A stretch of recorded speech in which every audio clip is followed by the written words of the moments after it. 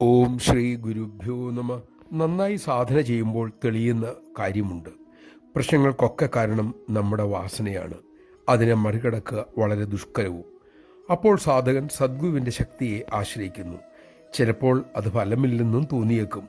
അപ്പോൾ ഗുരുവിനെയും സംശയിക്കാൻ തുടങ്ങും. ഇത്തരം ഒരു അവസ്ഥയിൽ വന്ന ഒരു സാധകൻ അമ്മയോട് ചോദിച്ചു, അമ്മേ, മഹാഗുരുക്കന്മാർക്ക് ഞങ്ങളുടെ പാവവാസന കളയാനാവില്ലേ? അമ്മ അരുളി, എല്ലാ പാവവാസനകളും എടുക്കാനാവില്ല, പക്ഷേ ചിലതൊക്കെ എടുക്കാനാകും. ചില സമയം അമ്മ തന്നെ മക്കളുടെ ഭാവം ഏറ്റെടുത്ത് അനുഭവിക്കാറുണ്ട്. പക്ഷേ അതിന് ആ മക്കൾ തങ്ങളുടെ ഭാഗം ശരിയായി ചെയ്യേണ്ടതുണ്ട്. ആവശ്യമെങ്കിൽ അമ്മ അവരുടെ ദുരിതങ്ങൾ മുഴുവനും ദഹിപ്പിക്കും. പക്ഷേ ആ ഭക്തൻ അതിനുള്ള പക്വത, അർഹത നേടിയിരിക്കണം.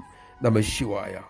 അമ്മയുടെ കാരുണ്യം സ്വീകരിക്കാനുള്ള യോഗ്യതയ്ക്കായി നമുക്ക് യത്നിക്കാം, പ്രാർത്ഥിക്കാം, പ്രവർത്തിക്കാം. അതിനായി കരുണാമയി നമ്മിൽ കരുണ ചൊരിയട്ടെ.